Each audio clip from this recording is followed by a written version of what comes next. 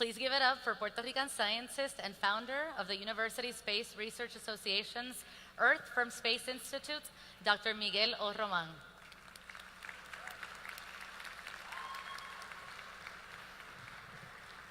Oh, it's a big picture. All right, guys. So today I'm going to talk to you about satellites and how the entire Earth science community came together and put all our assets to bear to help the people of Puerto Rico after Hurricane Maria. I'm going to show you some pictures of Earth and pictures of Puerto Rico. These are pictures that our team at NASA developed during the immediate aftermath and the recovery phases following the hurricane. So let's wait until this loads up quickly. All right. So what you see here are these three marbles. These are the blue marbles and the black marble. I got 10 minutes, so we're just going to talk about the black marble. And what you see here is not just pretty pictures that go into the background of your iPhone or your Apple Watch. This is real data. Data that is being consistently used to make decisions about the future of Puerto Rico. And so what I'm going to talk to you about first is Earth science. So how do you become an Earth system scientist? It's not like you are hanging out with your abuela in the middle of a field in Puerto Nuevo, just 15-minute drive from here, and say, Abuela, I want to become an Earth system. No, it doesn't work like that, right? I grew up in Puerto Rico in the 80s and 90s. I came from a very, very large Catholic family. This is my grandpa and my grandma, Aurelia and Don Antonio Colon, in their 50th anniversary. 9 kids, 21 cousins. And one of the things we haven't talked about today is resilience in the context of what happens with communities and families. We talk a lot about infrastructure resilience, but there's also community resilience. This family, like many other Puerto Ricans' families, were put to a test after this picture was taken. 2 weeks after this picture, Hurricane Hugo struck Puerto Rico, and our family was put to the test. And our social capital, the tias and tios helping out the kids, who was going to go out and get ice, that's the definition of resilience. And so today I'm going to talk to you about how you can measure community resilience from space, using data that not only look at our landscapes, but also looks at our people, and look at activity patterns that we see from space at night. That's what the black marble is. What you see here is the initial release in 2012 when we generated the first ever global maps of the Earth at night.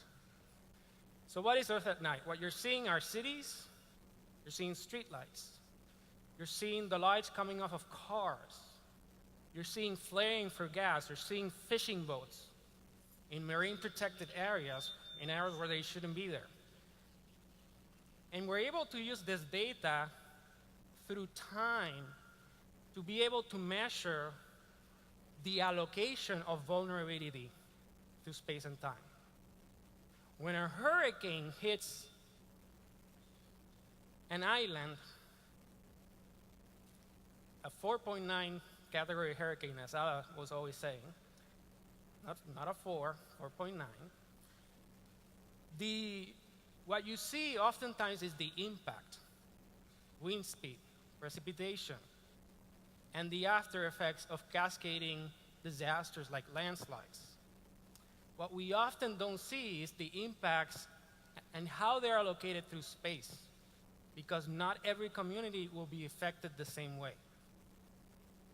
And so the image that I'm going to show you now is a video that summarizes how we are able to measure the immediate impact and the long-term recovery following the reconstruction of Puerto Rico's energy sector after Hurricane Maria. This is a 2-minute video, and let's just let it run.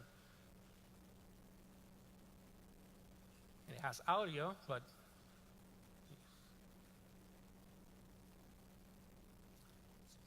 since it doesn't have audio, I'll talk through it. The study combines data from 5 different satellites, 2 of which are owned by NASA, 2 by USGS, and 1 by the European Commission. And what we're doing here is we're spatializing the light. So we're combining data that tells us the location, density of streetlights, and buildings, and transportation. We're combining this data with the American Community Survey so that we're not just looking at lights, but we know the density of buildings and the allocation of vulnerable communities. And we're able to look at this data on a daily basis. Every day, we were mapping the recovery. And we had to stop at 6 months because we weren't seeing the lights come back.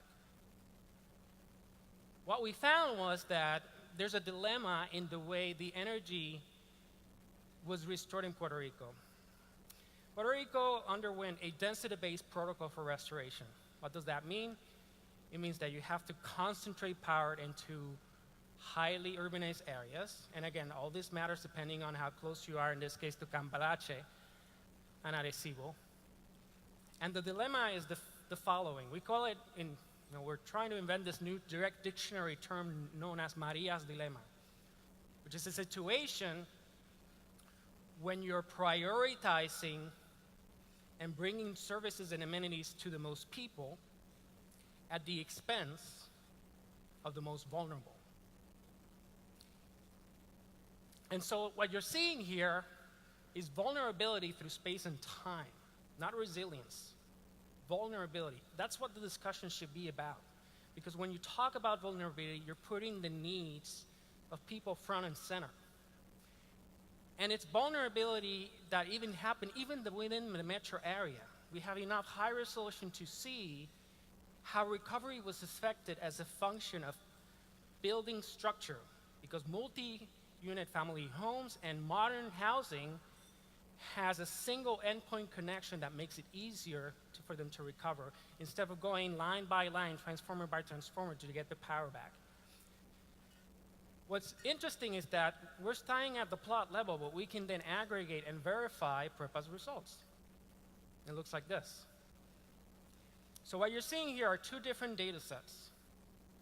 One of them is the official reporting of the power plants being restored, so generation.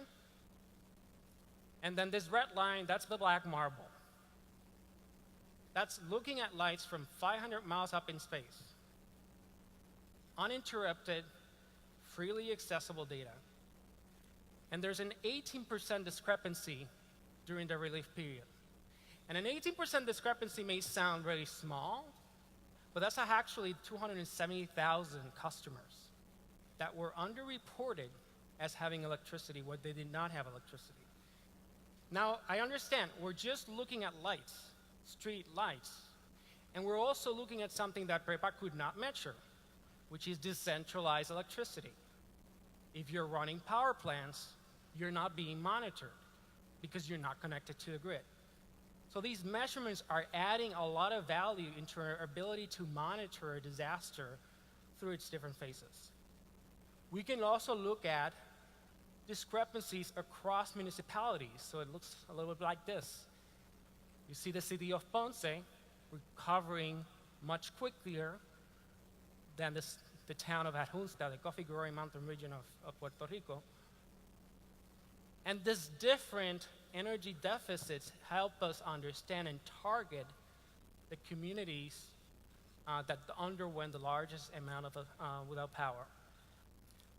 So moving forward, our team is looking to partner with those who share the need for this kind of data, data that is helping us improve human decision-making in the face of risk. Because we understand that when we look at a disaster from different angles, we can really target the risk. And so there are 3 things that the newly formed Black Marble Alliance wants to do. Strengthening urban resilience, and that ensures also that there's no urban bias. as we were showing, we saw 29% of long-duration power failures in the metro area, whereas 41% of rural municipalities had to endure longer periods of outage. This is quantified from space. We also need to look at disasters from a supply chain management standpoint. It's really hard to get generators from point A to point B. There needs to be a capacity to monitor and vectorize the need for rapidly deliveries of life-saving supplies and to understand what are the needed resources, because refrigerators are needed if you want to ensure insulin is being used. If you want to use respirators, these are the kind of things that need to be interconnected. And finally, we need to regionalize our approach for understanding risk. We can't just focus on the problems in Puerto Rico. We need to learn from disasters happening across the Americas. And Puerto Rico does not get a lot of earthquakes.